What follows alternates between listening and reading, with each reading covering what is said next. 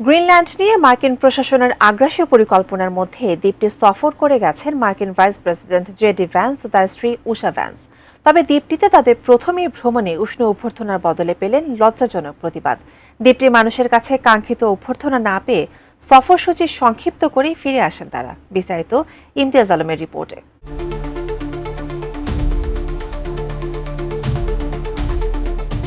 We need Greenland, and the world needs us to have Greenland. মার্কিন president Donald Trump প্রয়োজনে বল প্রয়োগ করে হলেও ডেনমার্কের অধীনে থাকা গ্রিনল্যান্ড দ্বীপ দখলে নেয়ার হুমকির পর থেকেই তিক্ততা বাড়তে থাকে দুই দেশের মধ্যে। পাল্টাপাল্টি বাক্য বিনিময়ের মধ্যেই যদিও সীমাবদ্ধ ছিল সেই উত্তেজনা। এমন পরিস্থিতির মধ্যেই ২৮ মার্চ সস্ত্রীক গ্রিনল্যান্ড সফরে যান মার্কিন যুক্তরাষ্ট্রের ভাইস প্রেসিডেন্ট জেডি ভ্যান্স। সফরে গিয়ে জেডি ভ্যান্স ডেনমার্কের বিরুদ্ধে অভিযোগ এনে বলেছেন তারা গ্রিনল্যান্ডকে চীন ও রাশিয়ার কথিত আগ্রাসনের ঝুঁকির মুখে ফেলে রেখেছে। তিনি আর্কটিক এই দ্বীপটির বাসিন্দাদের যুক্তরাষ্ট্রের সঙ্গে একটি চুক্তিতে আসারও আহ্বান জানিয়েছেন। তবে গ্রিনল্যান্ডবাসীর কাছে পাত্তাই পাননি মার্কিন এই শীর্ষ নেতা, যা তাদের ফেলেছে এক বিব্রতকর পরিস্থিতিতে।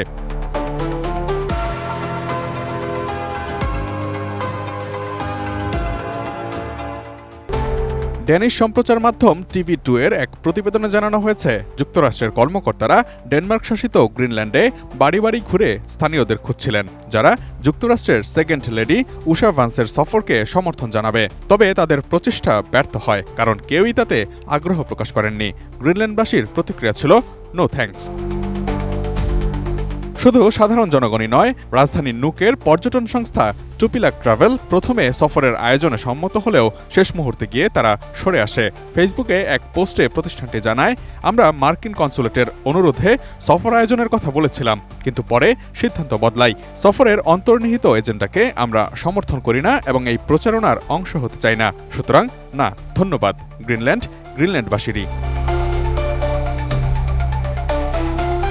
এমন পরিস্থিতিতে মার্কিন ভাইস প্রেসিডেন্টের সফরের পরিকল্পনায়ও দেখা দেয় টানাপোড়েন। মার্কিন প্রতিনিধি দলের গ্রিনল্যান্ডের ঐতিহ্যবাহী কুকুরের স্লেজ প্রতিযোগিতা পরিদর্শনের কথা থাকলেও সেটি বাতিল করা হয়েছে। গ্রিনল্যান্ডবাসীর নানান প্রতিবাদ কর্মসূচির কারণে একমাত্র গন্তব্য গ্রিনল্যান্ডের পিটুফিকের মার্কিন স্পেস ফোর্স ঘাঁটি পরিদর্শনেই সীমাবদ্ধ রাখা হয় সফরটিকে। মার্কিন ভাইস প্রেসিডেন্টের এই সফর নিয়ে গ্রিনল্যান্ডের প্রধানমন্ত্রী বলেছেন, মার্কিন ভাইস প্রেসিডেন্টের সফর গ্রিনল্যান্ডের প্রতি যুক্তরাষ্ট্রের শ্রদ্ধার ঘাটতিকেই প্রতিফলিত করছে।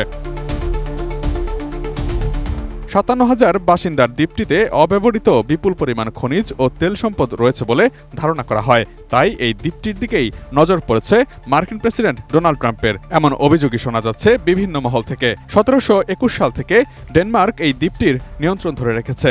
ডেনমার্কের রাজা ফ্রেডরিকো গ্রিনল্যান্ডকে দখলে নেয়ার মার্কিন পরিকল্পনাকে প্রত্যাখ্যান করেছেন।